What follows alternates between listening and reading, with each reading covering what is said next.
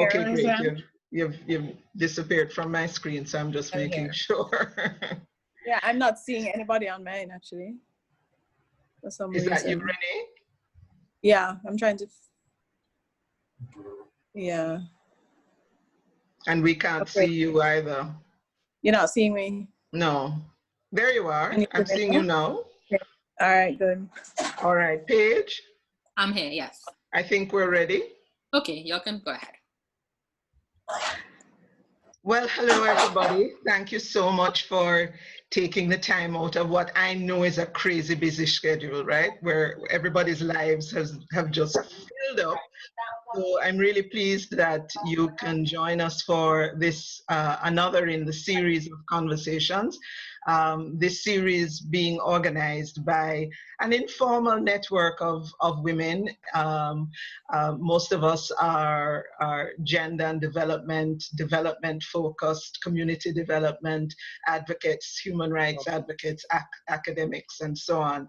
And we felt that in this moment of all of us thinking about how the world has changed and how we might how it could be reset, how it's an opportunity for resetting.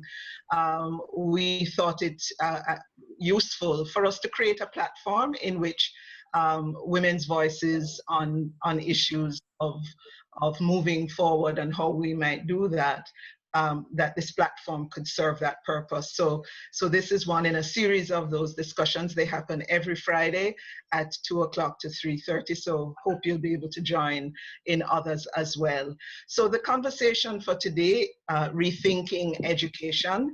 And we have a panel of 3 persons who will present: Renee Rattrey, Elaine Foster-Allen, and Stephanie Brown. I'll introduce them in more detail in a minute. What I want to do first is to, well, other than to welcome everybody, right? And to really greet you.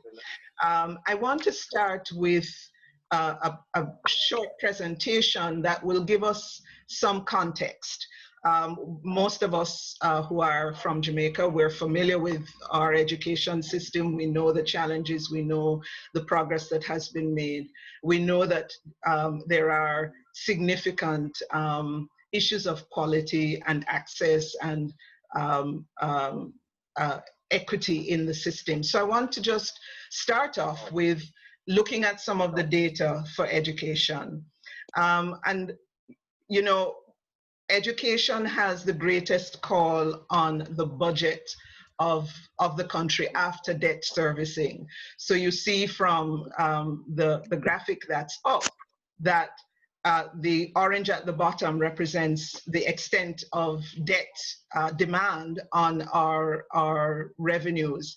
So after we've paid the debt, it's been trending down, but obviously COVID is going to make a significant and negative impact on that downward trend in our debt situation. So after debt payment and debt servicing, education is the next biggest call on the budget. It has had increasing allocations over the years. Again, COVID is likely to impact that trend in increase. But education has had the greater call over health, over security, over all the other sectors. But it's the way we're investing, we know that we have been challenged to have the return on the investment that we hope for. The outcome, the return on the investment is below par. As you know, and we'll see in subsequent slides, we do well in enrollment, but results are weak. Only 30%, 37% of primary students scored 65% or higher on the then exit exam that was being taken in 2018, which is of course the GSAT exam, 37%.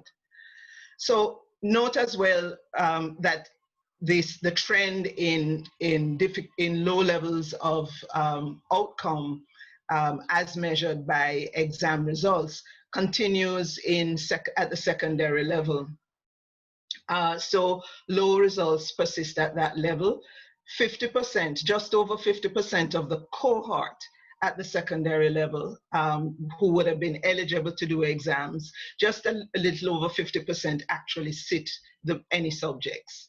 And of those sitting, 75% in 2018 got passing grades of 3 or more. Now that 75% represents 45% of the eligible cohort though, okay? And 59% of those sitting, or 32% of the cohort, got passing grades for mathematics. Camilo and Maziki Thame, siblings, quote the Caribbean Exam Council for saying that 5 or more subjects are really what our young people need to get decent wage employment. So you will understand the challenge there in transitioning from secondary education into opportunities for employment if as many young people leave after the secondary level and don't go to tertiary. Of course, the incentive to stay in school is greater for females because young males have more opportunities and options for wage earning and can earn way more than their female counterparts with much less education. So bear that in mind. So enrollment, as you'll see from this graph, enrollment is mainly at primary and secondary levels. Note that for early childhood, what is represented there in the purple bar are publicly funded institutions. What's not represented is where the majority of our young early learners are, which is in community-based basic schools.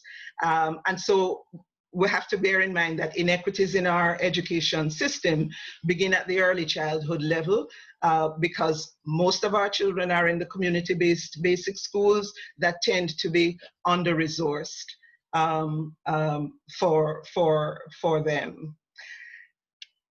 Note to the tertiary enrollment.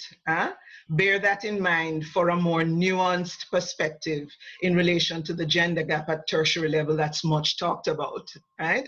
So it's a minority of our populations right across the region who go to tertiary level studies. So most females, like most males, are not in tertiary education. In terms of the distribution of enrollment across the several parishes of Jamaica, and for those of you joining from beyond Jamaica, we have 14 parishes. And the graph there shows that the educational resources and services are concentrated in urbanized parishes. The yellow is St. Andrew. Kingston and St. Andrew have a significant share, but of that, St. Andrew has the greater share of educational resources, followed by St. Catherine, Clarendon, St. Anne, St. James. So consider that educational services and resources for the rest of rural parishes is significantly less than it is for these more urbanized parishes. So we bear that in mind as one of the areas of inequity. So enrollment by gender, you will see that there's near gender parity in early childhood, some skewing towards boys in primary and special education programs. And by the way, since I'm a special educator, I have to tell you that skewing towards males in special education is not unique to Jamaica.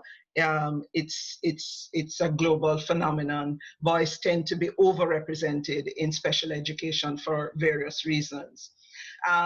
Note too, the difference in enrollment at secondary high compared to technical high schools. And of course, tertiary education is significantly skewed towards female enrollment at this point.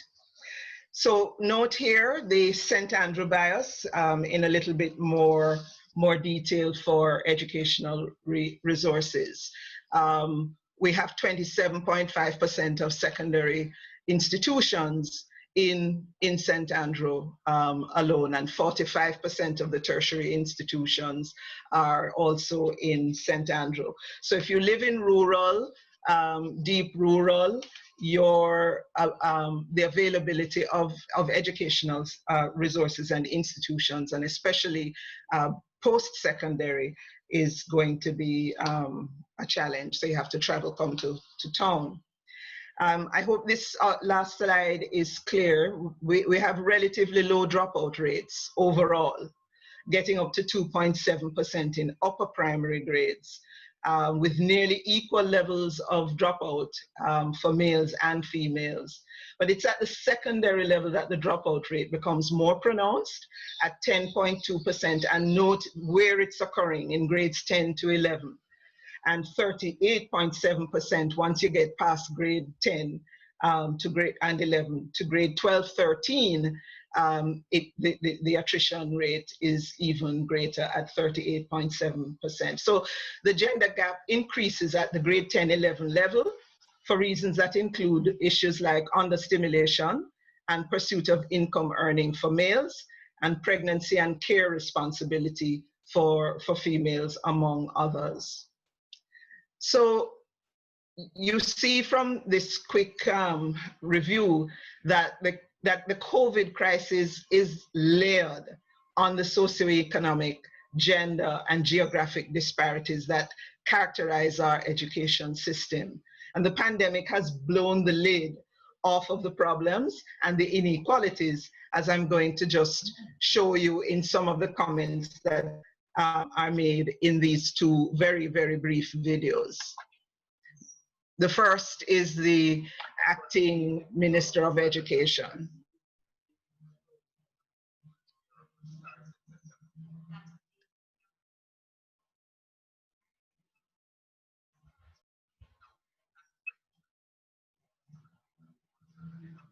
I hope the volume is good.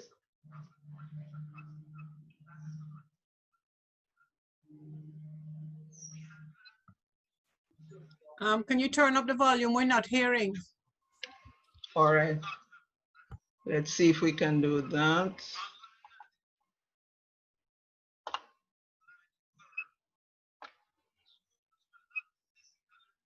Is that any better? No, it isn't, Carol, but you can also share the link of the videos and we'll send it. Right. All right. So we will do that. But essentially, the two videos have presentations in which the impact of COVID. In the first video, the acting minister was indicating that whereas we thought schools would have been able to reopen by now, he had to come back to the nation to report that no, they can't reopen until September. And in the second video, you would have seen and will see when we share the links, the exchange in the parliament between the opposition spokesman on education and the acting minister on the issue of access to the online learning resources. And we all know how problematic that has been because whole swathes of our children and our population have not had reliable access or any access at all. So imagine then the extent of disruption that has taken place since March in children's continued learning and education. So this conversation today, Rethinking Education, is focusing on ways for us to get to equity, to quality, to leadership that transforms, and to education that empowers. And so I'm happy to have as our panelists, Elaine, Allen, and I will introduce our panelists now. Elaine is now retired, has been an outstanding educator and public service administrator. She has served as a classroom teacher, as a school principal, as principal of the Shortwood Teachers College, and as permanent secretary in ministries of education, health, and in the office of the Prime Minister. Elaine was also the first chief inspector of education and helped to set up really the Education Inspectorate. She served on various national and international bodies, including locally Jamaica Social Investment Fund, the National Gallery Joint Board of Education, and internationally she has served as member and chair of UNESCO's International Institute for Higher Education for Latin America and the Caribbean. So Elaine comes with a wealth of experience. She continues to serve as an education consultant. We also have on our panel Dr. Renee Rattrey. And Renee has served as a school principal. She is a licensed school inspector with the NEI and has served as a school inspector. She's former head of learning and development and director of education programs for Jamaica National Group and the Jamaica National Foundation, where she spearheaded the foundation's iLead program, which is a distinct public-private partnership developing leadership in Jamaican schools that have been cited as being particularly weak by the inspectorate. Renee has a unique combination of expertise in special education, leadership development, teaching, change management, and project management. And she has brought all of that to bear in her current role as CEO of her own consulting company, Teach Good, Lead Good. And also, Stephanie Brown. And Stephanie is where I'm thrilled to introduce Stephanie, because of all of us, Stephanie is the newest kid on the block in education, because this is her first year as a teacher. So what a year to come into the teaching profession. An exciting year, a year of lots of possibilities, but also obviously a year that's going to be filled with significant challenges. Stephanie holds a Bachelor of Science degree in biology with education from the University of the West Indies. She teaches at her alma mater, Excelsior High School. She's an activist and team player and member of the Women's Empowerment for Change, We Change, which is a community-based advocacy organization advocating for the rights of all Jamaican women and especially women of the LGBT community. Stephanie lives in a rural parish, in the parish of her birth, St. Thomas, so that enables her to bring a broader experiential perspective to this conversation today. She has a passion for knowledge, which she sees as the key to breaking the cycle of poverty.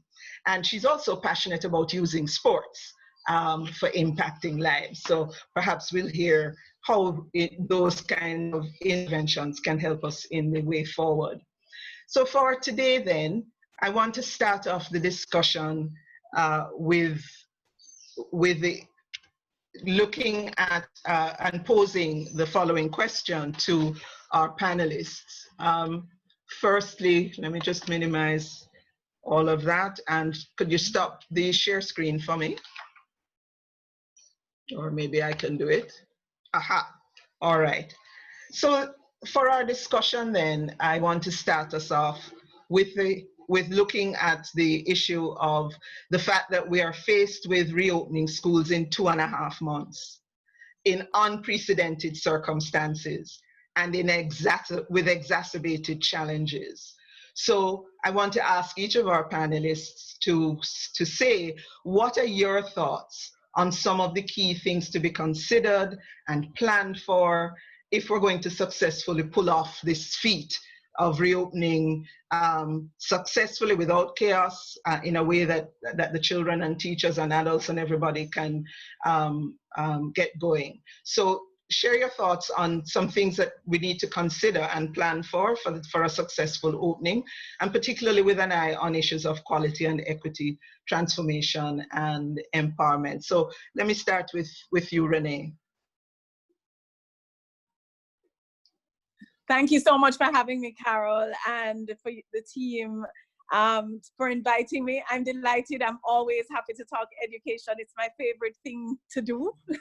Other than being in a classroom with young people, talking about it is my next best thing, and being with fellow teachers and colleagues. So I'm honored to be on this panel with one of my mentors, Elaine Foster-Allen, and of course to be with a new teacher, because new teachers are amazing people who are full of energy and excitement. So Stephanie, it's really great to meet you and to be here with you.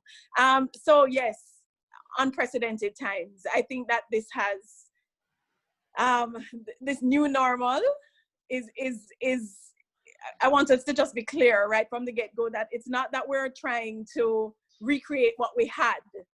right? Because we simply can't. It is just that. It is a new way of being, a new way of thinking, a new way of operating that I think is what we all have to shift our minds to. And much of this came very suddenly for everybody, for teachers, for schools, for school leaders, for parents, for our ministries of education, and of course for our children. They woke up one day, they were in school, and in the next morning they weren't. And so I think that we have to be conscious of the impact that that has had on each grouping, you know, each stakeholder, because it has been significant. And we need to stick with that for a while and just recognize that this is not normal. So we can't have the same expectations and the same plans that we have had all along. And sometimes, you know, I saw this quote, sometimes the things we can't change end up changing us. And this is one of those things that was completely out of our control. And I think it's an opportunity. I keep saying in every space that I'm able to share in that this is a gift. COVID has given us a gift to check ourselves, to reimagine, to rethink education, family life, business, how we use technology. I'm sitting at home and having dinner with my family every evening, which I was not doing as often as I would have liked to.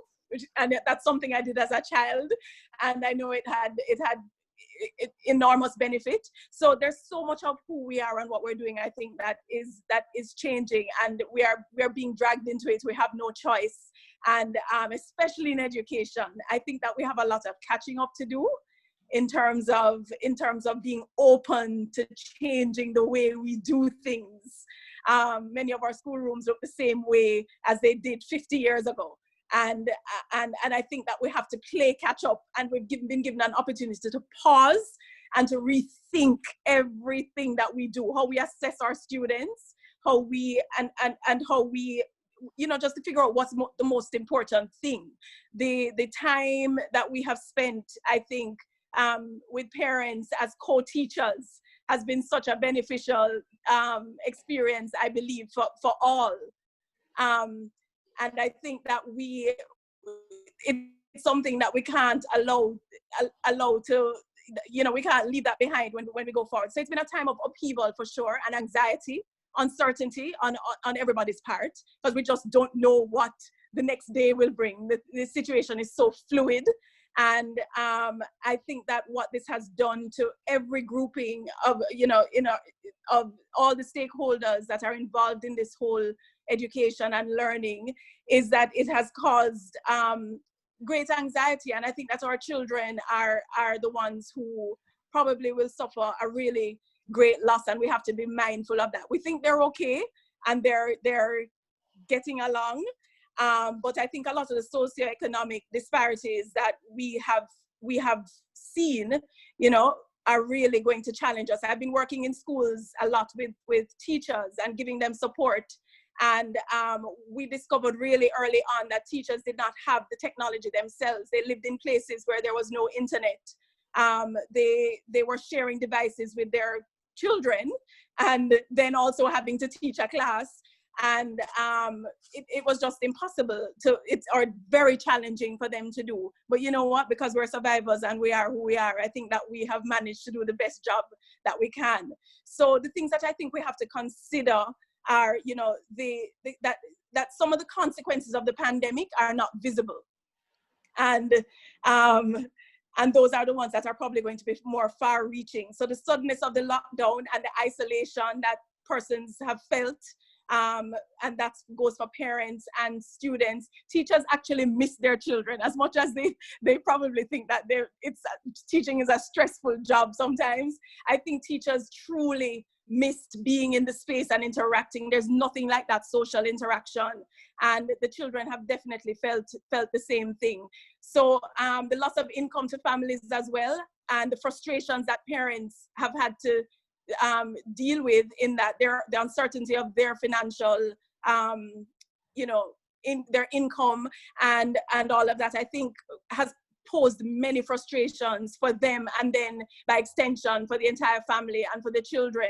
So many of them have lost jobs, and they're at home with them, and this, I'm sure, is just incredible. As a mother myself, I know how that feels, and I have more privilege than many, and it still feels like such a huge balancing act.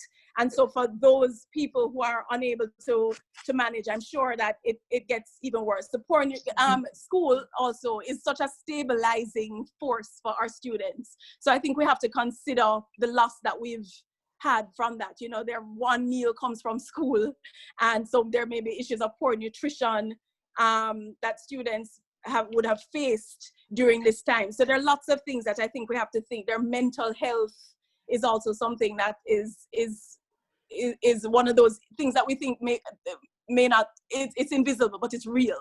So if I could just then, Renee, on this first round, are you saying then that helping teachers and parents with understanding and managing change is going to be one of the things we have to program?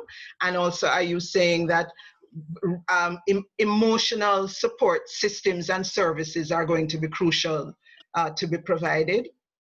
I think absolutely that's going to be the most important thing. And I think that should be the first thing that we focus on when we get back, you know, how we engage our parents and teachers in such a way that they will be able to first assess what's happened to them and be reflective, and then also, you know, able to manage going forward. Because there's a lot of post-traumatic stress that I think is going to just arise from this that we haven't even begun to imagine. So yes, I think all of those services have to be in place.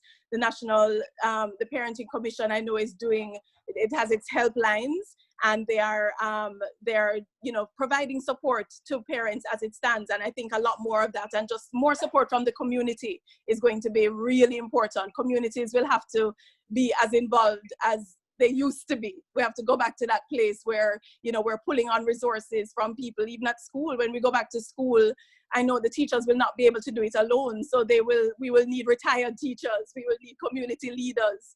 You know, there will have to be an increased involvement of persons who are not typically involved in the school directly. So absolutely, those services have to be increased. All right. So we're gonna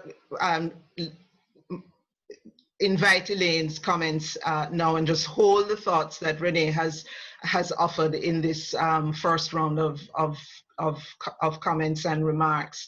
The emotional issues, the change issues, the post-traumatic stress issues, the nutrition, and for the children and their families is also clearly, and community school a partnership needing to be strengthened. Elaine, you were a former permanent secretary in the Ministry of Education, so you would have had ample experience with the kind of practical thinking that has to go on every time a new school year is to be thought of, and even more in a circumstance such as this one. So what would be your initial comments about things that we need to be considering? Okay, so thank you very much, Carol, for inviting me to share in this panel discussion. Thank you. It gives me a great opportunity to sort of reflect on some things. And may I just say thanks to Renee for laying the ground, and to those persons who are participating. It's good to be here. I was thinking about an analogy, and I thought about new wine in old wineskins in an era when we need to put the new wine that COVID-19 has presented to us in new wineskins. So I'm going to probably talk a little bit about that later on. But let me just say, for parents, new wine. Parents have been asked to be teachers in a more formal way than they had ever done. That's one. School administrators have been required to come up with some new ways of thinking and working through things. The Ministry of Education and the Minister by extension, should I say, the minister and the Ministry of Education, to review policy and to think carefully about what policies should look like in this new era. And I know that we've had some interesting responses. I think, Carol, you were going to share some of those responses. But, you know, we need, here in Jamaica, we need to keep those responses under review. The new wine that COVID has been will require that school leaders look very carefully at the resources, the infrastructural resources that they have, the funding arrangements that have been put in place. And I think we need to note that the budget for the Ministry of Education has been cut to help to facilitate some of the other issues that came up because of COVID-19. Infrastructural issues at the level of the spectrum, cable, internet provision, and so on, those have come up. They have taken a toll, I think, on those persons, those teachers who are trying to do their best to provide an education for all children through distance learning.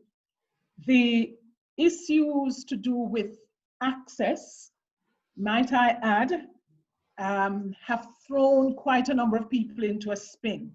Access in regard to parental personal resources, that's been a challenge for some parents. If you have 3-4 children in school and you have one cell phone, who gets to do the work? Even if you have 2, a cell phone and maybe a laptop, how do you manage that when the programming, interestingly enough, the programming tends, when you look at some of the television things that were on offer, some of the programming were appearing at the same time for grade 4, grade 3, grade 5, and so on. Then the infrastructural things I talked about, the availability of internet service across the island. We know, for example, that in Portland in the east, the terrain, the weather conditions actually are a huge thing in the best of times.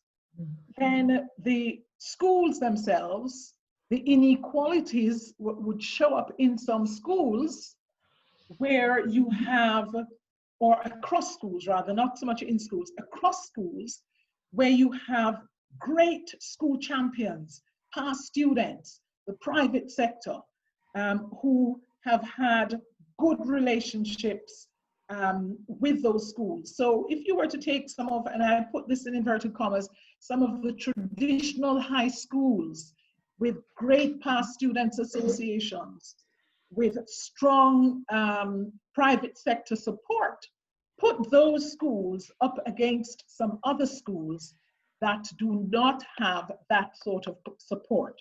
And you'll see where the problems are. I want to say too, that not only have school principals been challenged to think differently, but school boards. And we know that there are boards, and we've had issues around some school boards not being strong enough, not having the capacity and the capability to give to schools, principals, and staff the sort of direction and leadership that is required. Clearly, this pandemic requires that we rethink in education how we partner with state agencies. The Child Development Agency, for example, the Ministry of Health and Wellness. There are things that need to be done and need to be done differently. For example, there are some clinics that serve rural schools.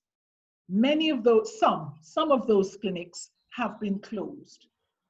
In this era, it is going to be very important that these primary healthcare facilities are reopened and that they are staffed to ensure that if and when the need arises, were there to be further challenges, reinfection, so on and so forth, that schools have the external support of those health centers and what have you.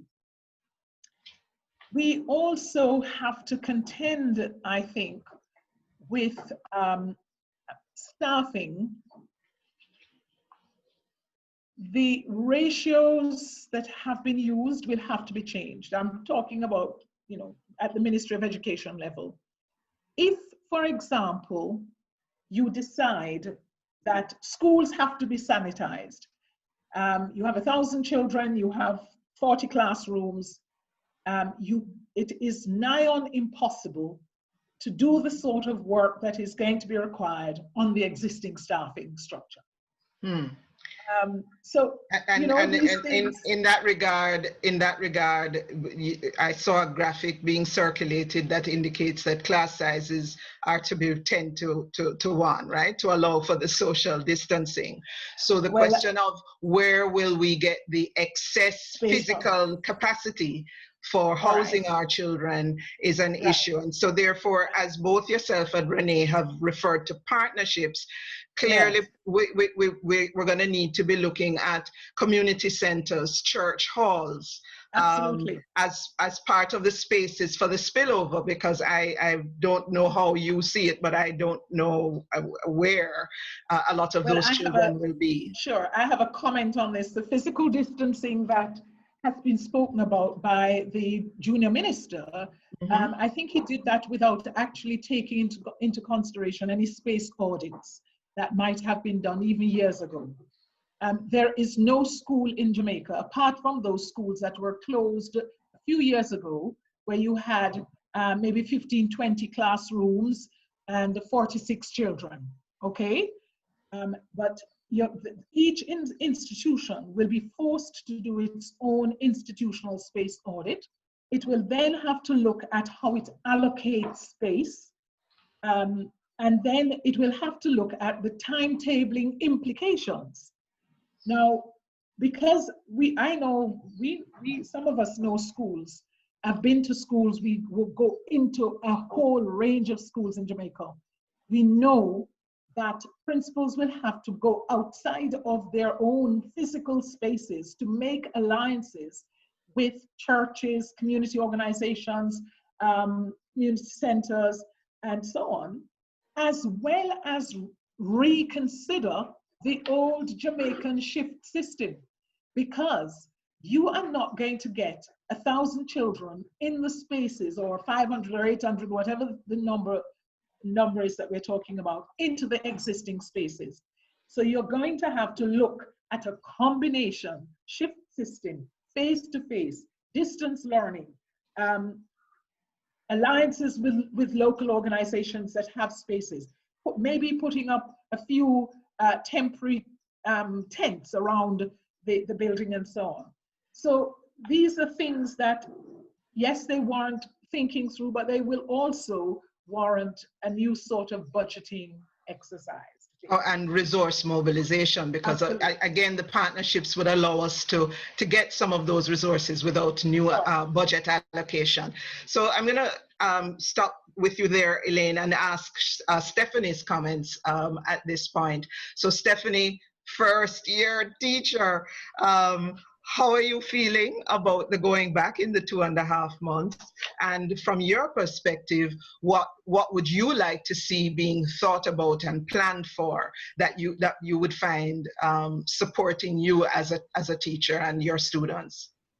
All right, thank you very much, Carol. Thank you very much for having me here to speak today. It's a pleasure, and to be a part of such a prestiged panel of guests. I mean, when I heard the question, I started to think about a number of stuff, and I'd like for you to just allow me a bit to go back before even opening schools to September. May we just look at us having to open schools next week for those who are going to sit CXC exams. Absolutely. Now, my concern for them is the fact that they have been in a situation like this for the very first time. There are persons who are dealing with traumatic problems and emotional strains. They're in depression, they're anxious. And I'm so concerned about the results that we are going to get. I mean, there are students who have expressed to me that, Miss, look, I'm better at the paper too. How am I going to pull off this just using a paper one and my SBA grades? And those two aspects are things that brings me to become considerate, or to be considerate of what is going to happen for them as it relates to CXC. So fast forwarding to September, the reopening of school and what it should look like, and what are my concerns. Now, I have a number of concerns, but time will not persist me, but I'll just try to go on the surface as it relates to a few of them, right? The very first thing is our teachers. I mean, and when I speak to the teacher, I'm speaking about their mental health. Now, as Renee had said, that is one of the most important aspects, and it is the very first thing that we should target or attack when we go back into the systems. Now, the teachers themselves may be traumatized. There may be teachers in different households that are not conducive to their mental health, right? And then they would be placed right back into the system. They will have to deal with the students themselves who have been traumatized. They are going to have to be taking on new roles, as well as they're going to have to, we are going to have to take on new roles, as well as we're going to have to continue with our regular work, which, might I add, it's not simple, it's a lot. So it is going to become overbearing for teachers. So I'm suggesting that we first attack that problem. So that's one. Another concern for me when I thought of the question was, as I've heard persons say before, is the classroom size. We know the regular ratio that we're thinking about is 45 students to one teacher. And then we're thinking of social distances. How is that going to look when we enter the classroom? And then I heard Carol saying that they're looking at 10 students to one teacher.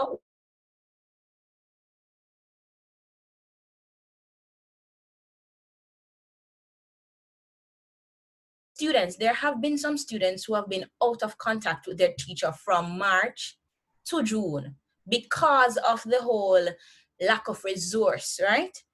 What is going to happen for those students?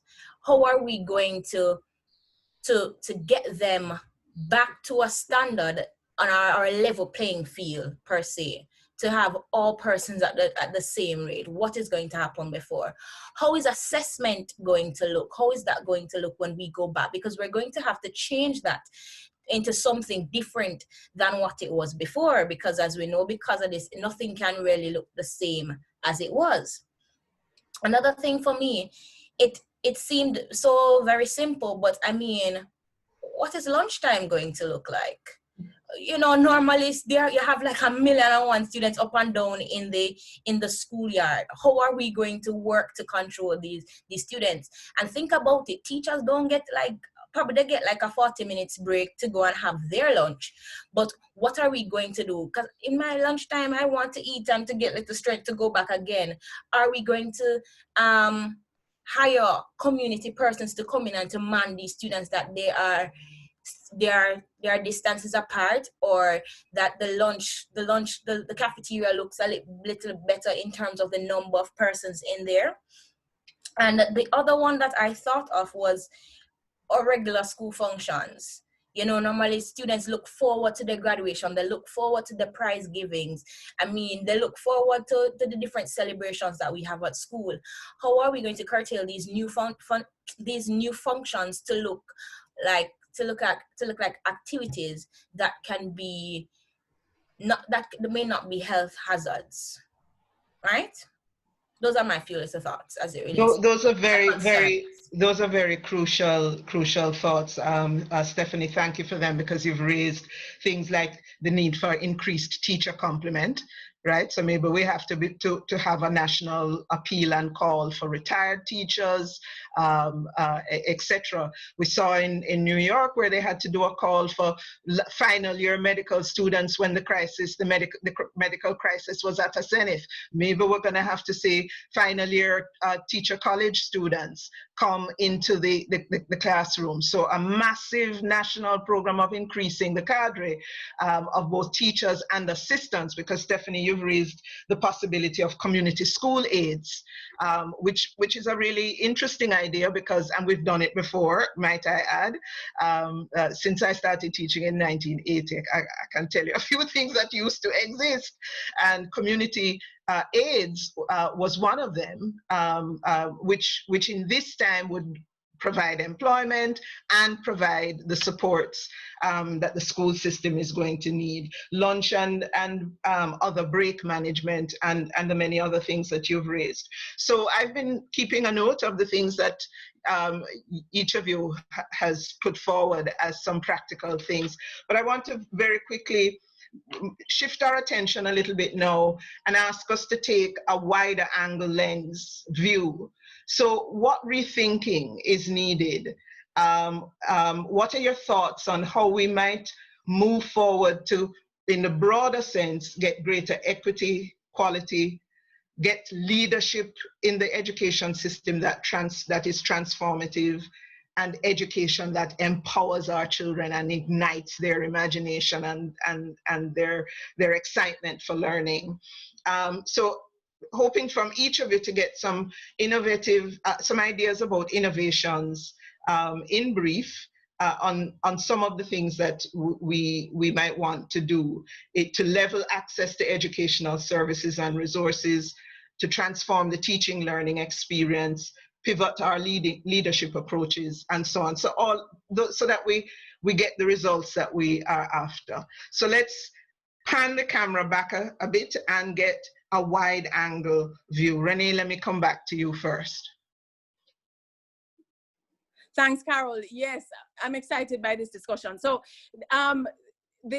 and I'm hearing about community and partnerships, and that's where I want to start. I just think that we have to focus on getting everybody involved. This has to be a team sport now. You know, that's what education is. So I don't know if you know of Jeffrey Canada, but he has this Harlem Children's Zone in New York, which is a community school concept. I mean, we've done those in different ways in Jamaica as well and in the region, but what it does is that it provides all the social services to students and their families in one place. So the school is the school in the day, and then it becomes it becomes another thing at night that opens up to the community, and then they have remedial work and teenage mothers who have children there, you know, go and they have an early childhood all the way up to a university, but the entire community becomes involved. And I think that if we don't begin to do that all across the country, where the shopkeepers, the business people, whoever is near, must become involved in an active way. And at the table, you know, wherever these discussions are being had at the Ministry of Education, they should not have educators only. The discussions that need to be happening need to be broad. They need to have all kinds of people with big ideas sitting at the table at this point, so that we can lend our expertise, and we can get very diverse views about how we can be creative in the way we do things right now. So we're partnering with supermarkets. We're doing things that we have not done in a very structured way, and I think that that's something that we have to do in really right away. And then I think that there's this. So I have these C's, right? So community is one. Then we have to exercise care and compassion at every level. I think we have to be gentle with ourselves, patient with ourselves, because of all of this unprecedented business that's going on. So as I said, I think in the beginning of school, our focus has to be on the mental health, the psychological health of our children and our teachers. Lots of training needs to be done. And all the experts in our universities, our counselors, our psychologists, really need to come on board to help our teachers to understand what has happened and give them the support that they need. So that care and compassion is important for students and teachers to express how they're feeling, what they experienced, and you know, to give them ways to cope. And then we have to be consultative. That goes along with what I said before, you know, just being inclusive and consulting people, consulting our students. You heard our student council the other day being very upset, and rightly so, for not being included, because we have these conversations all the time about them and not with them. And I think that that's something that we have to guard against during this time. Everybody has to be involved in the discussion so we can chart the way forward. And then as we coordinate our efforts, I think that we have to look out for the most marginalized, you know, special needs students with special needs. You know, I think that we have to plan for students who are particularly disadvantaged in a very serious way, and ensure that they are protected and that their well-being is our focus. And then we have to communicate and communicate and communicate and then communicate again, because that's the you know, I think that during crisis, you know, brings a lot of confusion, and communication brings clarity, and then clarity brings confidence. Lord, I have a lot of C's, but clarity brings confidence, you know. And I think that it's important for us to you know, go over the top with this communication thing. I don't think that we did a very good job in the beginning to communicate in the education space as much as we needed to. And I felt that people were just wondering, you know, is it happening? What's happening? What are we to do? And we have to get that right. If we're going to, we have to use the tools. And, you know, I remember in the early stages having a similar webinar, and I wanted to find out some information just so that I could be armed. So I went to all of the sites that I figured would have them, or Ministry of Education site, and I couldn't find, they're all over the place. I was getting this pockets of information and not anything in one central place that you know, persons knew they could go to find that. The national parenting hotlines were being sent around on WhatsApp, you know, and they were not yet uploaded on the ministry's website. So those kinds of things, I think we have to get right. And then just in terms of innovation and we have to be creative. So, you know, one of the things that my company did this season is, you know, we decided, okay, with the students are home, they are not face-to-face, but we need them to be excited about learning and continue to feel motivated about learning. So we're doing a competition that to some is risque, but to many is really exciting. It's called Science Genius Jamaica, and the students are going to be putting their STEM content to dancehall and reggae. So infusing our culture in education.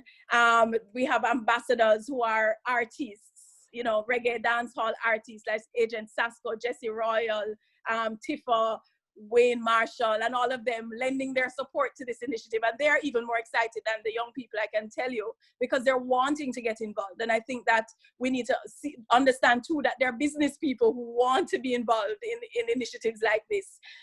We need to sit with them, to come up with them, and then put them into effect. So we're doing this competition now. We're doing it virtually while the young people are at home. We're meeting them where they're at. They've always been there.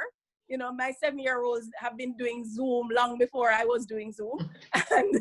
and you know, so I think that it's important for us to meet our students where they are, and help, let them be co-teachers, let them do what we've said we need to do all along, which is not give them all the information, but have them create it alongside us. And I think we don't have any choice but to do that right now. Good point on which to end there, Renee. Thank you. Elaine, your thoughts using the wider angled lens. Okay. So I was just thinking about the themes that are emerging or have been placed on the table: equality, equity, quality, leadership, transforming leadership, and empowerment. And I start with empowerment. I think that the opportunities that COVID-19 has given to teachers must not be underestimated. And if only we could use those opportunities going forward. And I say teachers, I would also say principals, the Ministry of Education too. So let me take teachers, for example. quite a number of teachers that I know of have had to go out and teach themselves certain things. That is personal empowerment. It also opens up the opportunity for teachers to engage with other teachers through something like Zoom conferencing, the things that Renee spoke about, right? And not just any other teacher, but people that they select because they want to collaborate with them outside of their existing schools.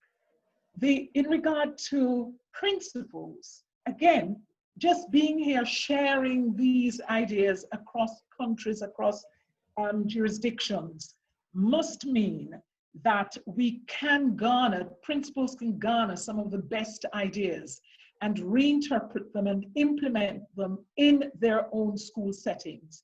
I want to just pause here, Elaine, just so that everybody catches, I'm sure everybody's catching what is being said here, that look here, Zoom for lesson planning, right? Shared lesson plan. Imagine if we assemble master teachers every day or every once a week to plan teachers for the next week.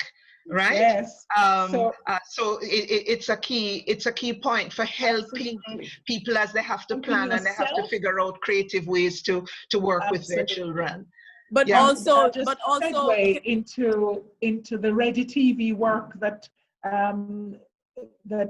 going on. So Renee and I sat on a panel where we interviewed teachers for this Ready TV, which is a new concept in Jamaica, because Ready TV is actually trying to get into locations that have not been served by existing cable networks or television, free-to-air television, for example.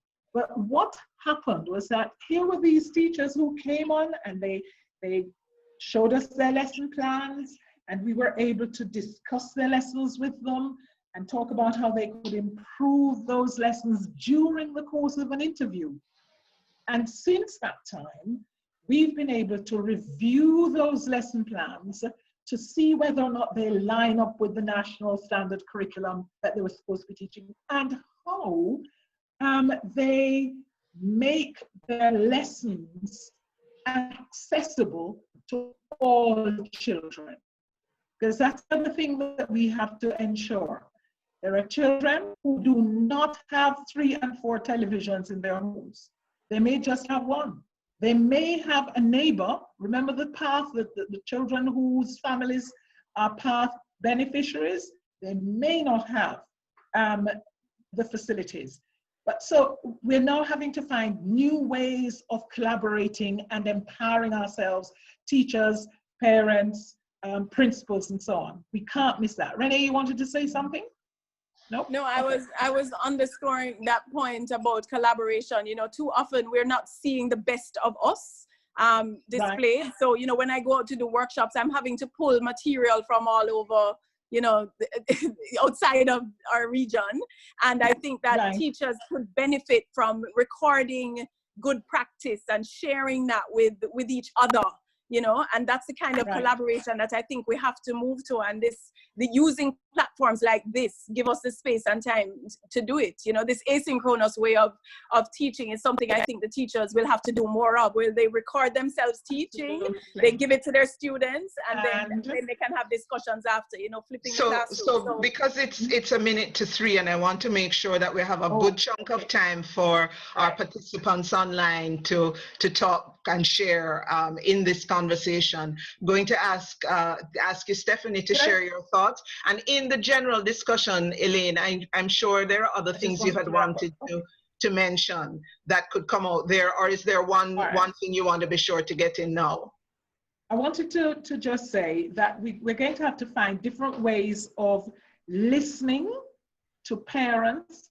Principals will have to find different ways of listening to parents and students and their teachers, and clearly different ways of responding to them in a way that empowers them.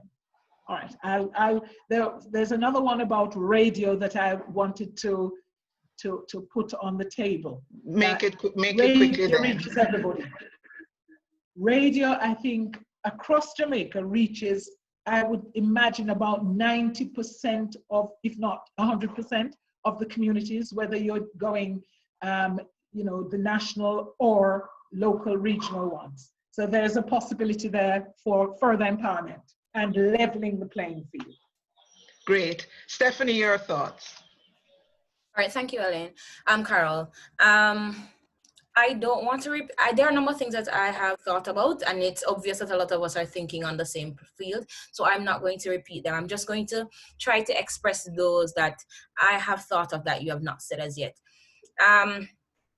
And something that allows for equity for me is the one where we try to get resources to the schools that have less resources. And so, for instance, like as we said, the basic schools, they are ones who have a little bit of resources, or where we don't have a lot in the community centers for them.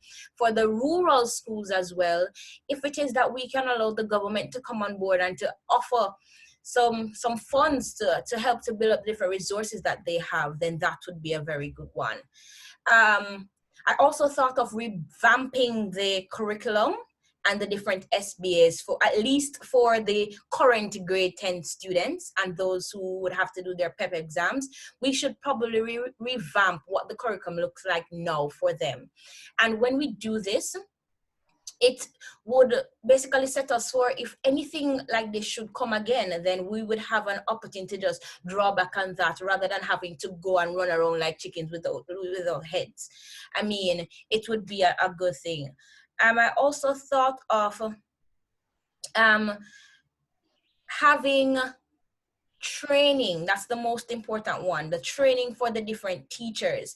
Because if it is that we are not trained to use these technologies as effective as we could, then it would not be, then I mean, like, you lose some way. Because right now, some teachers, they probably just send off the work to the students and say read and complete. But if they know how to access the Zoom, if they know how to go about using the Google Classroom, marking the work on there, putting a little notes and sending it back to the students, then it makes the work a bit easier for themselves, and more the students would be more interested in learning in that aspect.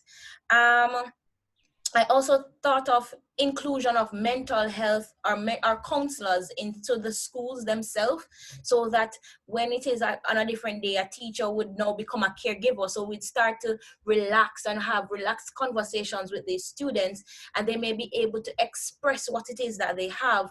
And then we can take it up to somebody who is more trained and qualified in that area to deal with such a situation. Let me just check my notes. We can also continue to use the technology. So sometimes there would have been teachers who just do the normal school and then that is it. But if it is that we continue to use the technology in our day-to-day teachings, so as we were saying, pre-record our lessons and send it to them to listen to before they come to class.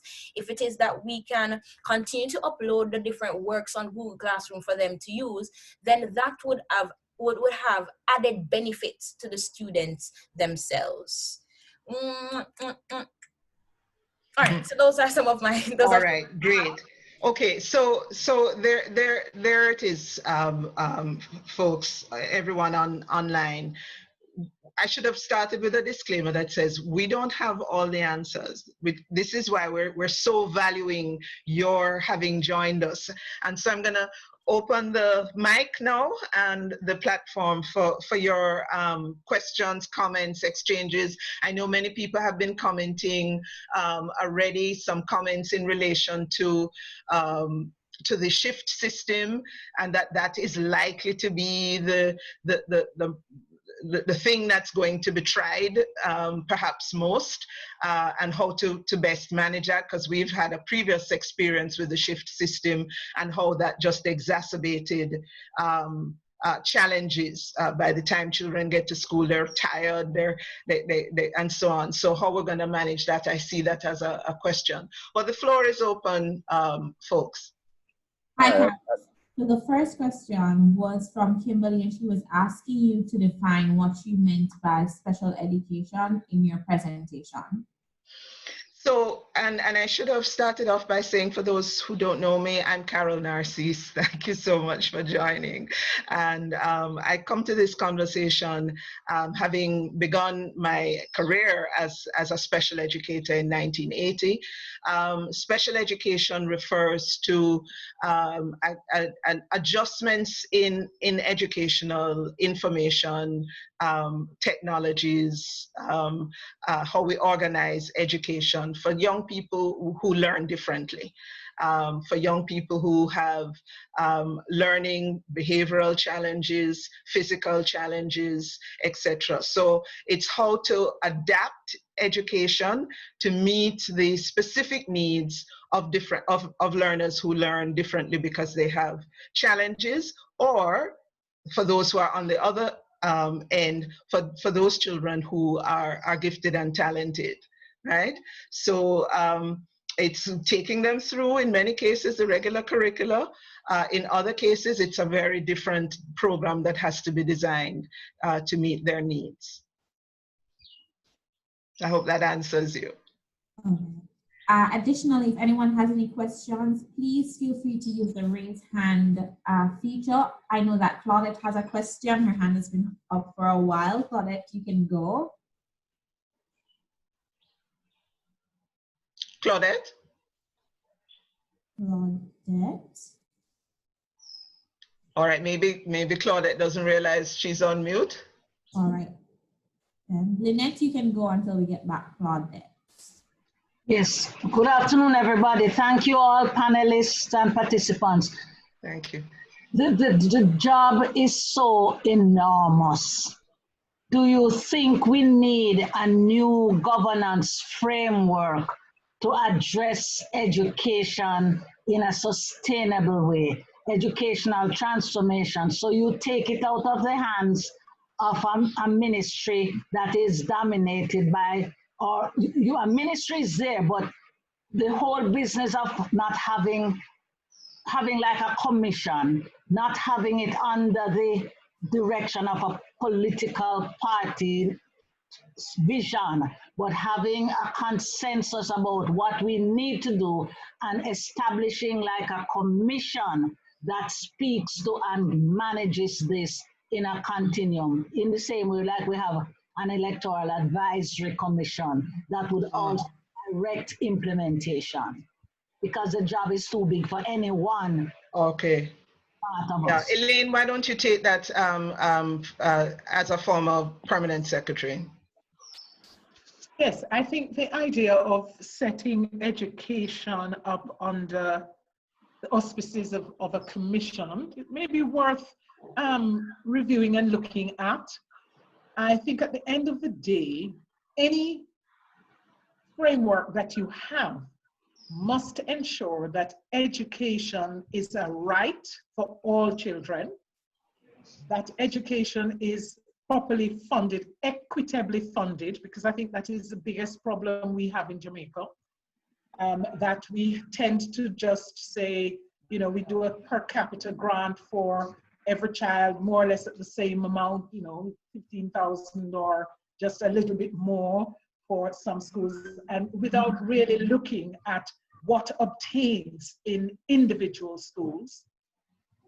The idea of giving schools more autonomy to manage their affairs is one that I rather like, because that would truly empower schools, principals, and boards to do what they need to do. Sometimes this centralization, I think that's what Lynette is referring to, this centralization tends to slow down the process, tends to be full of red tapes, and you just can't move your school forward in the way in which you would wish to. I remember as an education officer going down to Charles Smith High School and seeing the principal then, Pauletta Chavans, doing things that were just outside of the box. And I just thought, great, this is what you need to do as a principal, as a school leader. So I don't want us to swap one thing for another without ensuring that issues around equity and quality are dealt with. I would want to just add that there is what we're after, as Lynette says, is the democratization of the process and the decision making, and the structures are there. We have a regional structure, right, in which at the regional level there can be stakeholder fora, right? Parents, business interests, community-based organizations, educators, etc., having particular times when they're getting together to say, all right, what's up with the schools?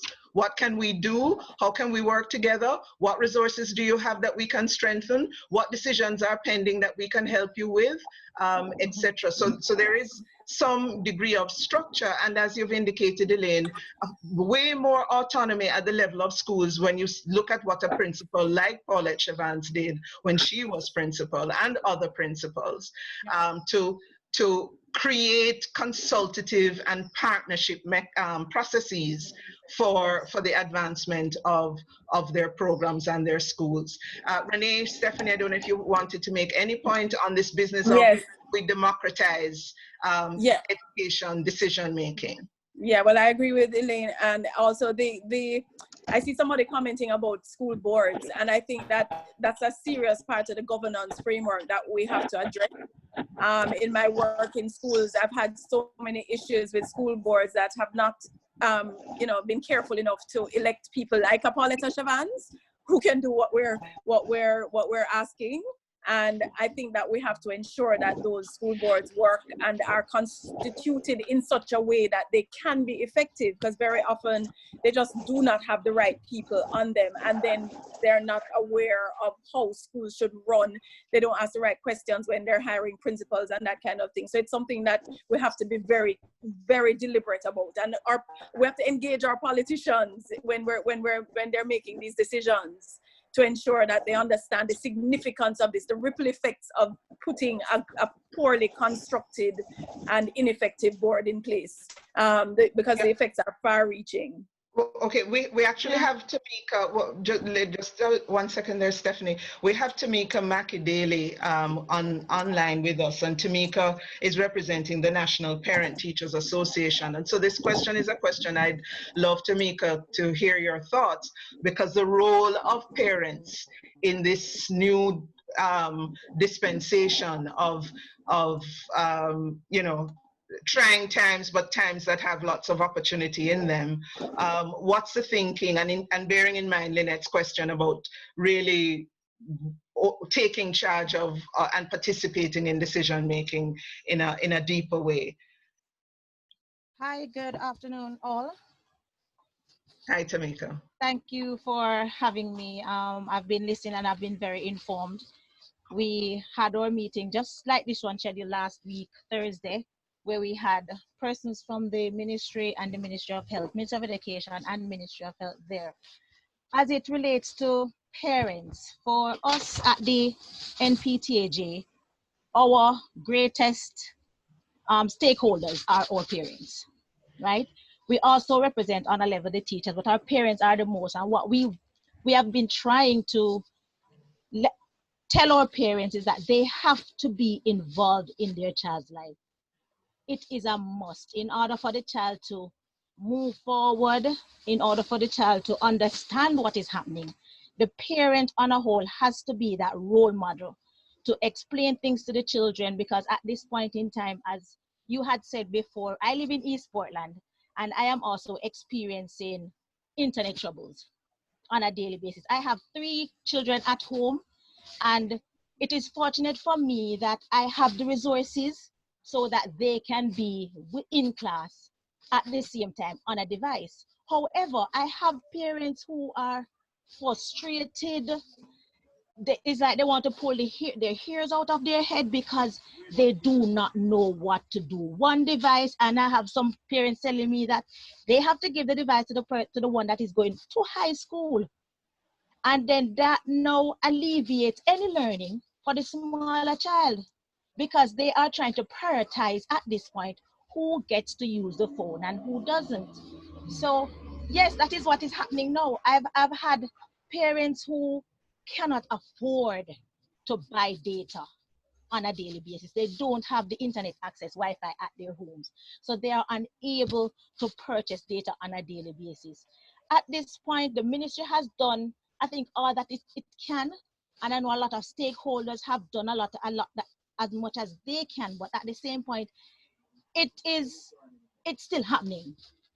So what I'm hearing then, for those of you online who operate community-based organizations and NGOs, I don't know if you're hearing loud and clear from this exchange just how much your services need to, if they aren't already, providing educational support, that's going to be a big need, and is a big need in this time and for the foreseeable future. Support to parents, as you're hearing from Tamika, support for providing a space where young people can come and get online and do the online learning in a distanced way because they don't have the resource at home.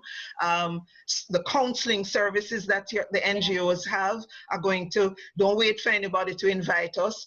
Exactly. Knock on the door and say, look here, I have an NGO that does this, that, and the other. University of the West Indies Social Work Department, let's not wait for an invitation. We're going to have to offer ourselves for support. Stephanie, I know you've been trying to come in, and then we'll go back to what participants might want to say. All right, thank you. I was just adding that it has always been a concern for me from a student. I always wondered if the persons who sat on the boards, if they were necessarily teachers who themselves had been in the situation to be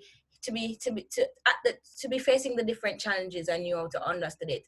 So as Lynette said, I agree with her, because I'm hoping that we start to get more persons who are in the field to deal with the matters at hand. Thank you for that. Any other, do we have another hand or question up? Okay, go ahead. The next person is Darby Brains, followed by Natalie, and then Kemoy George. Hi, good afternoon. Can you hear me? Yes, good afternoon. Hi, my name is Ainsworth Darby. I represent Educate Jamaica. I'm the chairman. Say again, you represent? Educate Jamaica. Educate Jamaica. Mm-hmm. Yeah. I want to share an interesting thing, just because I think it will provide some amount of light. A lot of people disagree with the rankings of high school that we did. And I would suggest, as part of Renee's agenda to rethink education, it's not something that is probably a tool that should be part of the rethink. But I want to share something about it, that some insight that it provided that should inform our rethink. All right, do that quickly for us. Yes, it's going to take 1 minute. So I don't believe that our primary problem in Jamaica is resources, ideas, and funding. I don't think that's our primary problem, because we had schools, as a result of the rankings and the competition within the rankings, making significant progress without being provided with additional resources or funding. Yes?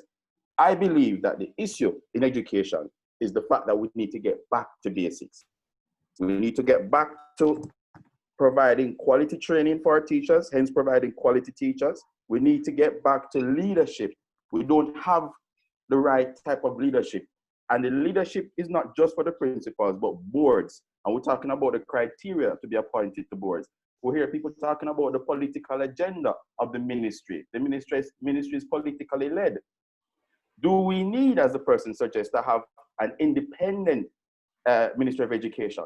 We need collaboration. The problem in Jamaica for years, we've been teaching competition, and we're very good at competition, but competition without collaboration is counterproductive. So when we have best practice, nobody wants to adopt it, because everybody wants to come out with their own and get the praise and have their pictures in the newspapers and be on the radio, right? We need to have an agenda to democratize education. And last two, communication. We're not great at that.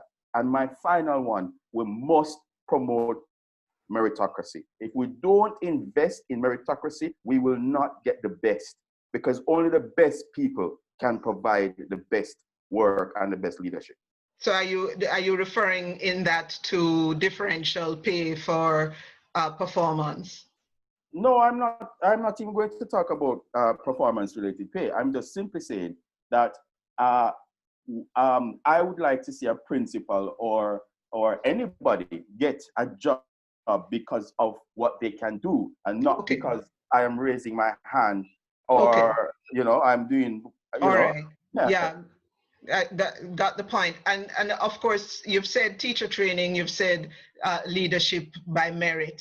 And each of those, the teachers we were training for the world in up to January, February of 2020, we're going to have to overhaul that training for the world. Completely different. Well, part of the teacher training has to be our selection criteria. You cannot have people going to teachers college as a default option and not because they want to be teachers. Because as soon as the work gets tough, they're going to start to complain and ignore the children. You need people to teach who want to teach.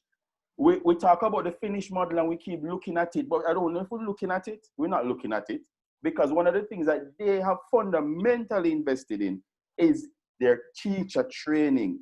Right? They start with their selection process and the training and the work with the teachers when they're in the classrooms. Good point. Thank you for that. Thank you for that. Next comment, question? May I just make a comment? I Elaine. have written down here teacher training as a very, teacher education as a very important aspect of what needs to be done. The divide between the Ministry of Education in regard to curriculum matters, for example, and the teacher training or teacher education institutions must be closed.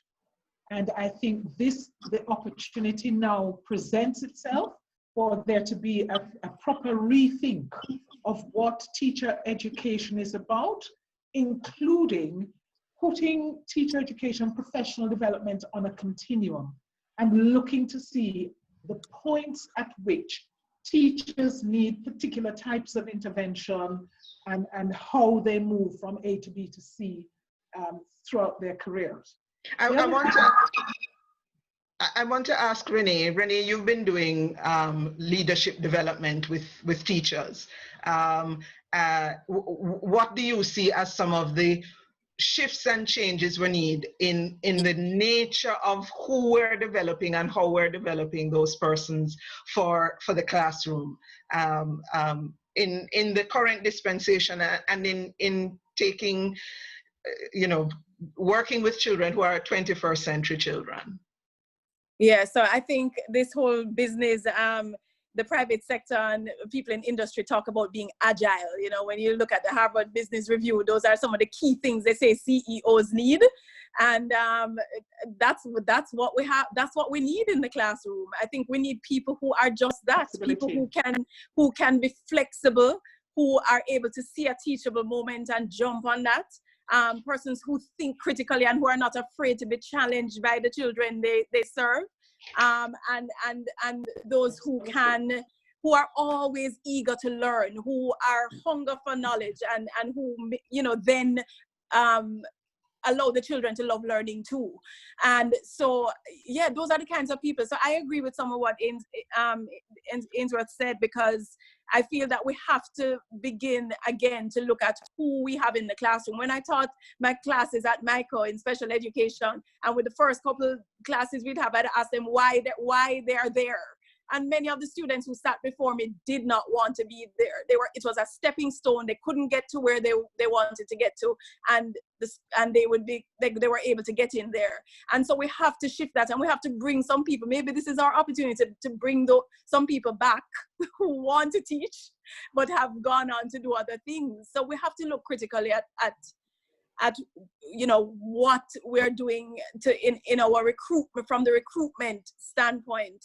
If we're going to ensure that we have the right people in front of our children, because we do a disservice to them. What Ainsworth is saying is that leadership and teaching and learning, the NEI reports, all of the studies, show us that teacher teacher quality, leadership, parent involvement. Those are the key things. It's not rocket science. Those are the key things that impact student outcomes the most. And so I think that we have to shift how we do what we do. We have to shift, folks, how we do what we do, and that includes those of us who are community actors as well as those of us who are in the education system, because in fact we're all in the education system, either directly or indirectly. Next person, who shall we hear from next? Hi, this is Natalie Bennett speaking. Hi, Natalie. Thank you for this forum, and thanks for that really nice transition, because it seems to me in this conversation, there's a real, I'm not sure if it's a tension as much as it's a kind of hesitation to pick up what I think is at the core of this, and that's the democratization of education. Not of schools, not of how schools are run, but of how we think about what it means to be citizens in the society. And for me, that means considering, yes, how schools are run, but clearly how schools are run are a reflection of how the society is run, right? So schools are never separate from the place that they are. And so all of the material conditions, the stressors, the psychological stressors, all of what people are catching hell for right now, all of that, we knew this before. We just didn't think it was important enough to address. And so I think that's something that we really need to speak to. How exactly are we going to address those inequalities? Give us some of your thoughts, because I know, Natalie, that I can tell that you've spent time thinking about it. So what would be some of your thoughts?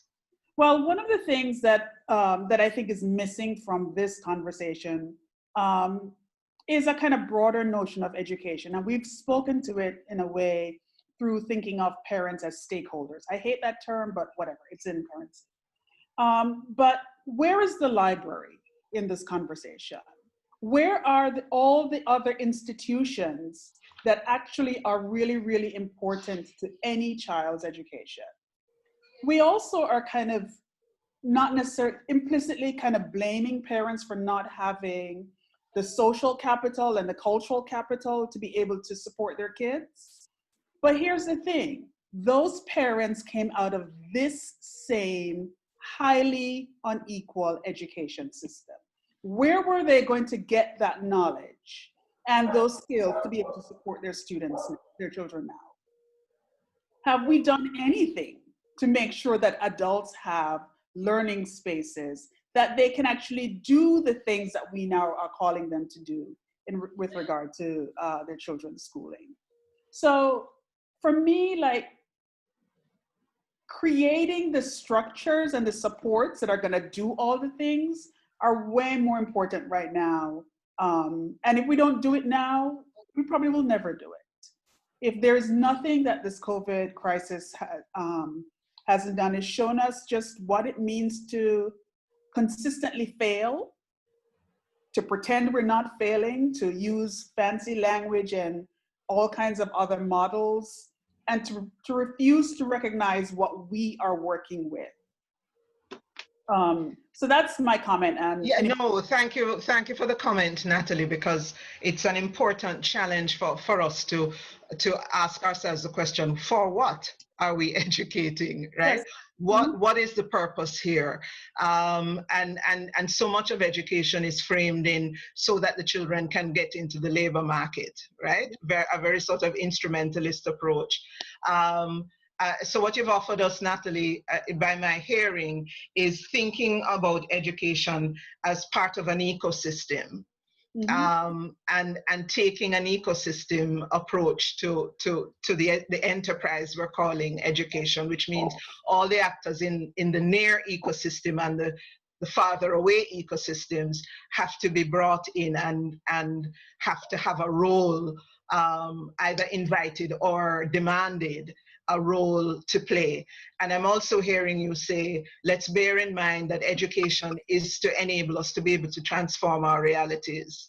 To be activist citizens, right? To have a clear sense of the kind of society we want, and have the tools to be able to shape that society and to demand that society's creation. Anybody want to jump in on what Natalie has put on the table?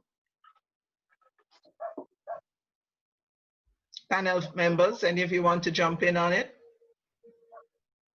Turn your mic on there. I have long had as my own personal philosophy the idea, and I think I taught in that way, that education is meant, for me, it is meant to liberate and not to domesticate people. I also, and I think in the way in which I operated as a teacher, surely perhaps being influenced by Black liberation theology, by womanist ideas, I wanted, and I still see, the need for us to continue to put education within a framework that is not just about it being utilitarian and, you know, based on a sort of meritocracy platform. It has to do more than just contain children in schools, which is what, unfortunately, some of us have ended up doing to our children. And when they can no longer be contained, we find ways of, in inverted commas, pushing them out, getting rid of them. The opportunity, and I know I might be at that place now where I feel as if I have failed, but yet there are things that I can do in regard to the system, to move education from it being something which is within the institution to something that touches all of us. I so agree with you, Natalie, that we have to move the conversation about education outside of the institution and see it as something which is it's about being human. It's about offering something else apart from just that narrowly defined thing about education. So we're talking about ideology here. I mean, some would say educational philosophy, but really it's about what's our educational ideology? What do we think we're doing? And what is it that we want to educate people for? I see Yvonne McCalla-Sobers online. Yvonne, were you trying to comment? No? All right. Any other questions wanting to come forward on the table? We have quite a few. The next person is Kamoy George. Say that again. Kamoy George, followed by Janelle McIntosh. Okay. All right. Good afternoon, everyone. Hi. All right. I have a concern that I want to express in question form regarding the government spoke about social distancing, which will need to be employed in our schools come September. I'm a classroom teacher, and my concern is that I want to know how many students will be placed in the class. And let's say the government say, all right, we do our 6x6 and we get 10 students. Let's say a primary school has a population of about 1,200, 1,300 or that amount. Where would the other students go, and how do we determine which 10 comes to school? Right? Yes. How do we determine which 10 comes to school, and how do we determine which others stay at home and do online? Now, the last part of it was the government had some issues with the teachers, had issues connecting with some of their students via online platforms. And if we're going to the government hasn't decided which method they are going to use when September comes, we with the students, right? How are we going to reach some students? If we were reaching them in the summer, if we were reaching them when school closed in March, how would we be reaching them when September comes? And wouldn't it cause chaos among the parents to say that, how comes this child gets to come to school face to face and my child gets to stay home? Yeah. So that is my concern that I'm expressing, and I would love some answers being shed on it. Some answers being shed. Thank you for those very, very important logistical questions. Any takers to respond? I think that's an Elaine, Foster Allen question. Right. I had sort of I had sort of suggested some things at the beginning. You did. Yes, in regard to space audits being done, utilizing the facilities that through partnership with members of the local community, churches, church halls, and so on, going on a shift system. We're still contained by this, we still contain ourselves by the idea that the school year of 190 days must, by necessity, be done in the 3 terms. All we need to do is to ensure that we get 190 days for each child. And this is where your principals and you guys in schools can sit down. Here's the opportunity to sit down and craft some ways forward. I spoke about the shift system, saying that you could have 10 children maybe in your classroom, while the other 20 or 25, 30 are somewhere else, maybe at home, maybe being taught in a school, in a church hall. But the implications, the staffing implications, we should not miss those. And there were ideas about teacher assistants, reviewing those persons, reviewing a list of persons who may want to volunteer. I see people on here saying, I can help, I can help. These things we have done in the past, and I don't see why we should not look at some of the old things and come up with some new things. I think the government ought to look at a social contract with the teacher union and the associations of principals and vice principals, because I think it's going to have to depend very much on teachers to do some things differently. I see people saying, well, let's have school on a Saturday. What would that mean for teachers and for principals and other workers in the education sector? So it's not that we don't have ideas, it's how we're going to go about implementing them, how we're going to collaborate with each other, and how we're going to form alliances that work. It's also then Mrs. Foster Allen, does the government have enough money, or does the government have money to hire more teachers? So and would come a on, teacher Can I stop you? Here's the thing. Part of the message that you're getting from this conversation is that it's not going to be all about government having more money, because if that's what we're hoping for, nothing going to happen. It's about mobilizing the resources around the school in the community. Having the early meetings. Don't wait for your school to call a meeting. Start saying, we need to meet folks so that we can plan, we can do the audit of our space, we can reach out to the community organizations, the churches, the NGOs in the community, etc., to say, look here, we have a big challenge here. How can we collaborate on space? How can we collaborate on people who can teach, who are willing to come back into the classroom and teach alongside us? We're gonna we have to treat it like wartime footing, right?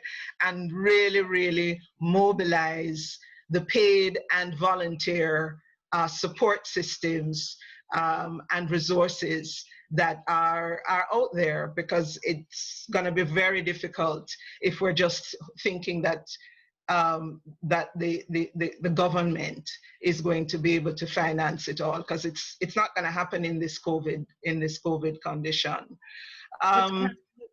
But Carol, yeah, I'm sensitive to the fact that we have a line of questions though, so I do want to try and fit as many people in, especially as it's already 3:40.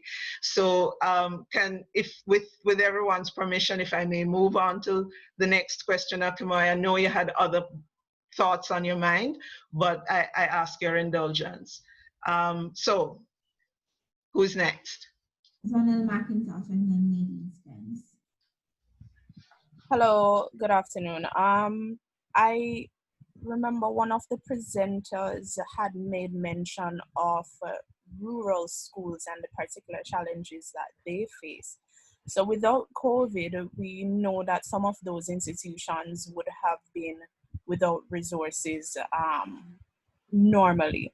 And then we have to come to terms with this new era that we're about to step into, where they're going to be required to employ additional resources that they just don't have access to. So I was wondering if we have thought about any kind of creative ways that we can resource some of these institutions, and to make sure that when we're thinking about solutions to these challenges around education, that we really do place some emphasis or some focus or particular attention on the rural schools that already are strained for resources, because we know that the parents of those, from the urban areas will find a way for their students, for their children. Whereas, if you're from a rural community, we're talking about public libraries that don't have access to internet in some places, and space is going to also be another factor. And we've been talking about using multimedia resources. Some of those options just aren't available for rural schools because they don't have those resources. So I'm wondering if you had any thoughts on Point taken. Rural schools, I see somebody saying, don't let the government off the hook, as one of the comments. So is it possible for us to, in the context of what resources there are, to say, can we prioritize the resources for the least resourced and served schools? Because those with greater resources and past students associations that are very active and raise funds and all these things, so that there is some differential across the system about how we allocate what we have. Stephanie, I don't know if you have any thoughts on it. You would have gone to a rural school in St. Thomas. Any thoughts on this business of, and I think it was your point about needing to pay special attention to rural and under-resourced schools. Yes. What I had thought about was the fact that probably we would have to open schools a bit earlier for students in the rural area. Now we could allow this to be optional, where teachers, we could set up a timetable of teachers to, whether we're going to do math, science, and English today, probably only can do 3 subjects, and we allot 2-hour sessions to these different teachers. Then how about allowing a set of students? As we said, it's going to be difficult because then we have to choose which student comes in, and it may cause contention, but we have to start somewhere or we will actually never reach anywhere. And if it is that we do that, then we could probably get a few students to come in today and we try to impart the knowledge that we have on them. As you said before, Carol, it would be good for teachers or even just the school itself to start reaching out to other organizations that are not necessarily affiliated with the government and start to request resources. And I hope that the country itself will see the need that persons of the rural community are more in need of these resources, and that they would start to probably donate a laptop, donate some Flow would probably come on and donate their internet service, something like that, that will probably help the students to try to come back on track with what they have lost before. Thanks, Stephanie. Really quickly, Carol, I think going back to what Natalie mentioned earlier about using radio in areas like those, because radio is the one thing I think that most people have access to. I think that that's where we need to begin to develop content for, so that in schools where there are challenges with the internet and what have you, we can be doing lessons via radio and sharing those with persons in rural schools who have no internet, no WhatsApp, and we just have to find solutions like that, like the principal Keron King, who was going around on his bicycle delivering things and hiring other persons who had bicycles to help him to do it. So yeah, I think that those are the kinds of things we have to think through. And Elaine, in terms of the method by which the ministry allocates resources to schools, what is it based on, and is there a way to change that so that more well-off, better resource schools, we agree we're going to allocate less and shift resources? How does it work? What's the criteria? So in terms of the vote for education, it's the size of school that matters. The larger the school, clearly, the more principals are paid. And the second thing is that there is a per capita grant for schools, for students rather. In recent times, maybe over the past 5 years, 6 years, there's been a sort of an attempt at equity, in the sense that schools that had large numbers, that had PATH students, and all schools would get a little bit more for each of those students. So whereas maybe $10,000 or $11,000 per year was allotted to all students, PATH students would get a little bit more. I think it is more than possible to treat with schools in a more equitable way. When government needs to find money, especially in this time where the repayment of debt has gone down from, I think it was 7% to 6.505. Anyway, there's been a decrease in the amount that we are now having to pay back to our loaning bodies. Where has that money gone? Why was education not prioritized, and why was that funding not used for educational purposes? Most of that money went to building roads. So it's where do we want to put education? Is it a priority? All private sector people say, parents say, we want the best education for all our children, but we have not put the money where our mouths. So thank you for that, Elaine. And what I hear you saying then is that as governments, ours included, are recasting budgets, coming up with new supplementary budgets and estimates, that process needs to be democratized.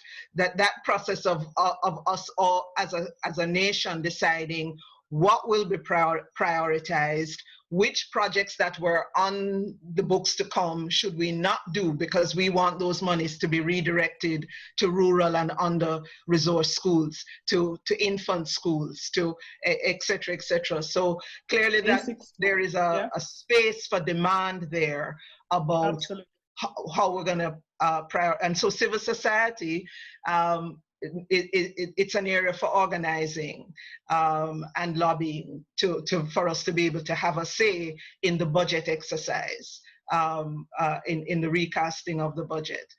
All right, who was this may have to be, how many questions do we have in line? Just 3.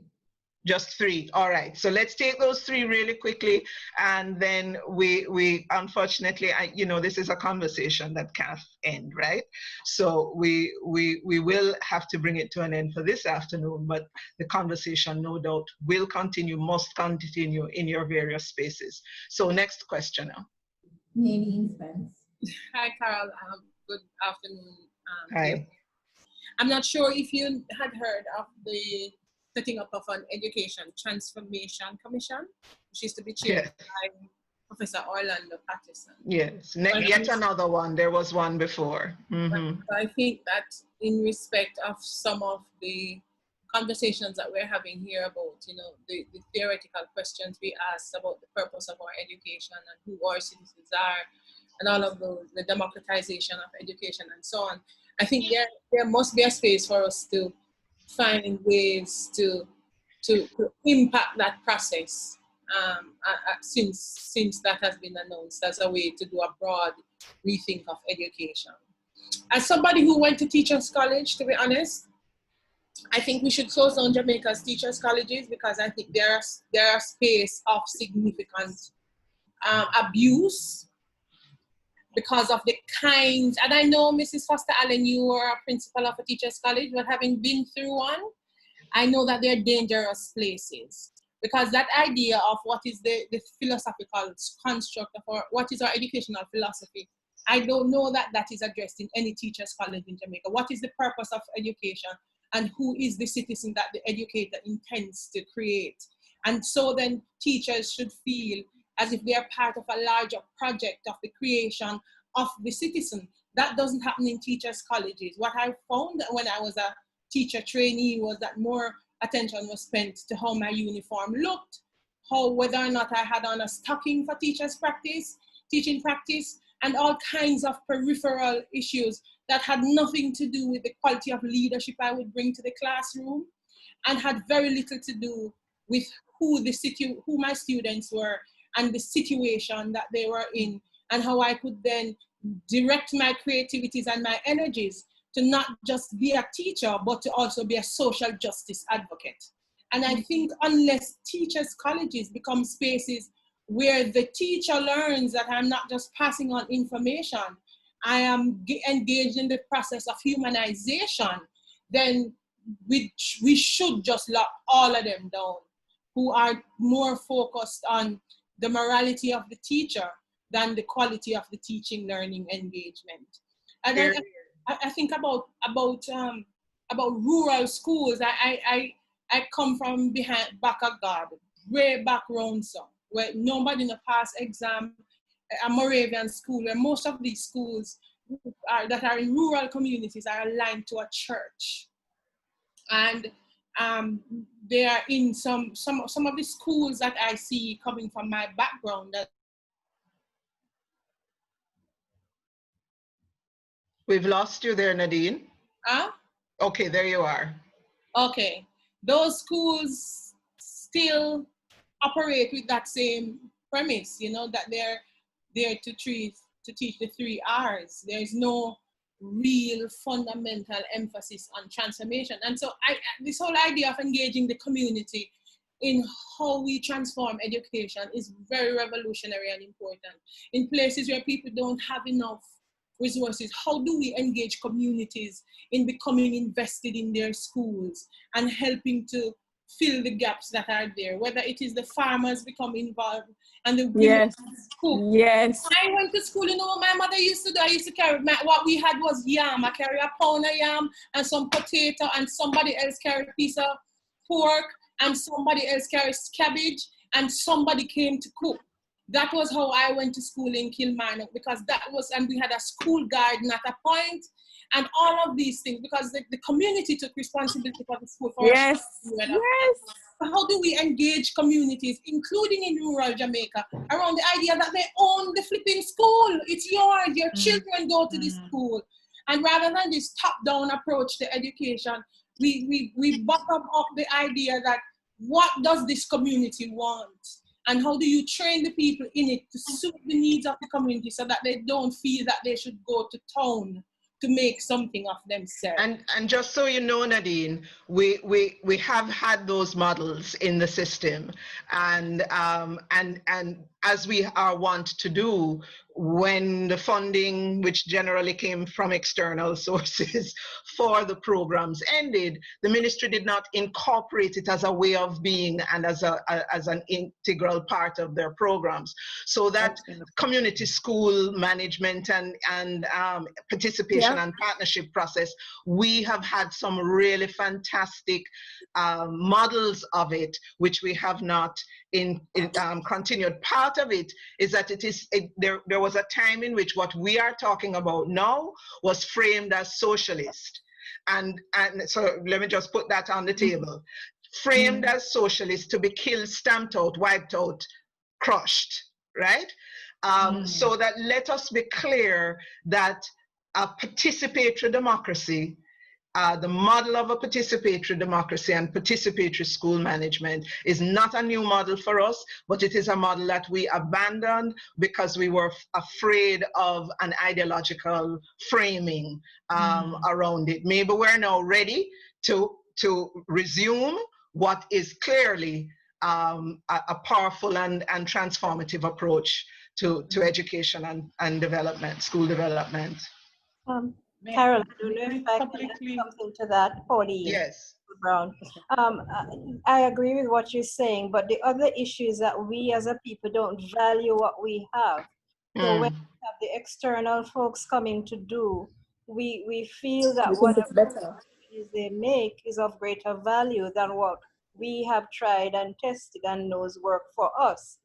And I'm hoping that we can go back to some of those tried and tested models that we know work, and not necessarily abandon the other things, but in fact, choose models that are appropriate to the context, to the setting, because it's not a common set of issues across Jamaica and the school system. Yeah. We have urban, rural, and even within urban, we have very urban and not so urban, and we have very rural and not so rural. So in fact, one size is not going to fit all.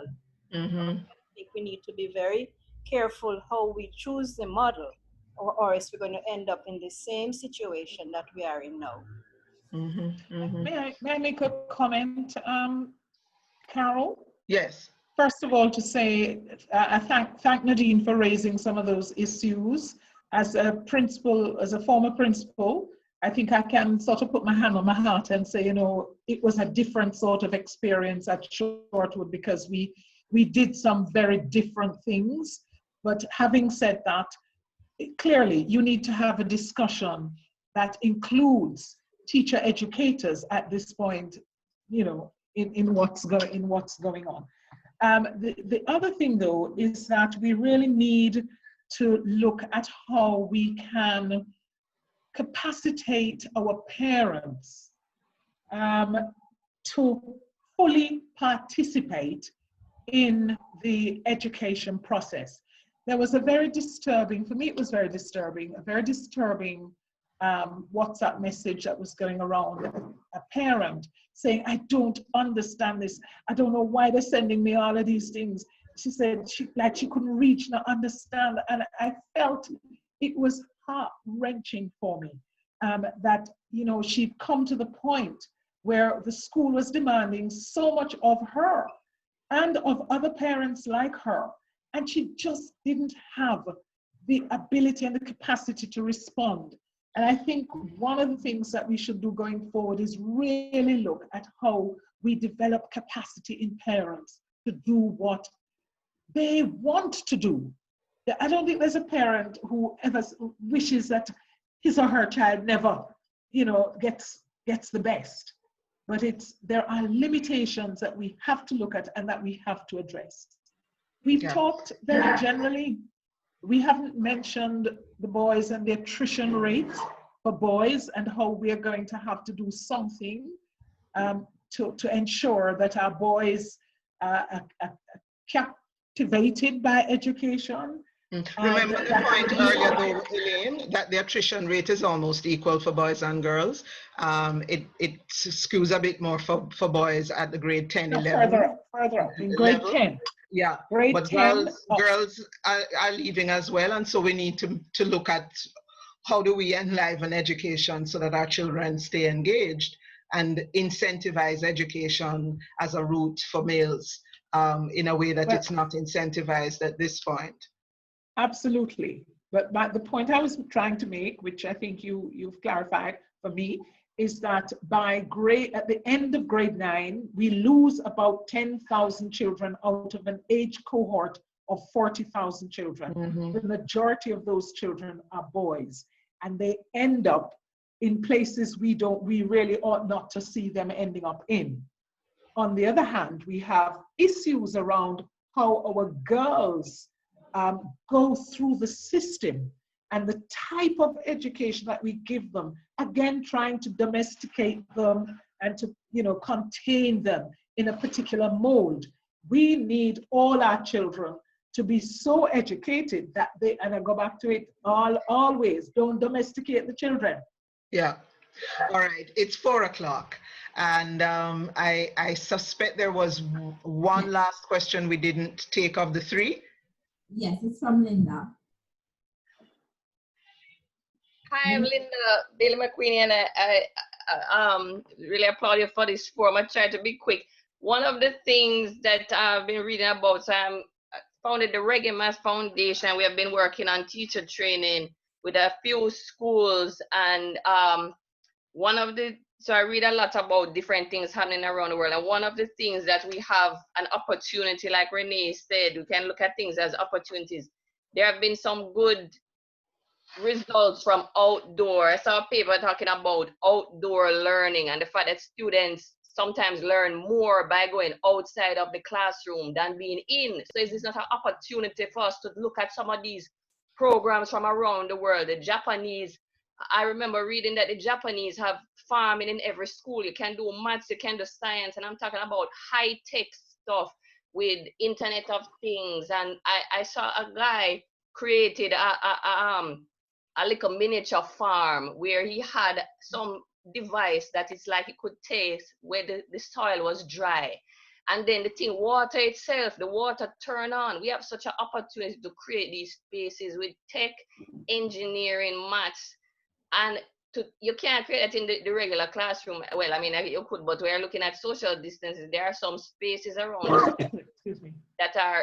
that we could actually do some of these things. And the Japanese, they have a grassroots program. Wonder if they couldn't be a partner to do some of these things, because they already have an expertise in doing it. Arden, I've heard, does school feeding from their own gardens. So is that one of the things that we can look at? Some of the schools already doing this gardening to help feed the kids, which we know is a big problem. So why aren't we doing more of stuff like that? And this is an opportunity to both feed kids, which we know is a problem, and to incorporate a lot of modern science and math into. Yeah. The good news, Linda, is that the how-to knowledge and expertise is right here. We don't have to go far. And I kid you not. I mean, believe me on that. And the agencies that can bring their particular expertise in STEM and the arts exist right here in Jamaica. What we now need to do is, and yours is a contribution that's a good point on which to be ending and closing off the conversation. You know, we've spent the last 2 hours, folks, and I thank you so much for having joined this conversation. I thank you, Renee, Rattrey, Elaine, Foster, Allen, Stephanie Brown, for starting off the conversation as our panelists. And I really, really appreciate the 89, when I last looked at the count, the 89 people who have been on this call and in this conversation, putting in your thoughts, your comments, which I've been reading and which we will go through, and also for your verbal interventions. We've heard from the exchange that, at least for the immediate, there are some crucial things we have to plan for. The emotional support of the children coming back is going to be crucial. The increase in the teacher cadre is going to be a non-negotiable, because we're just not going to be able to do the coverage that we need to.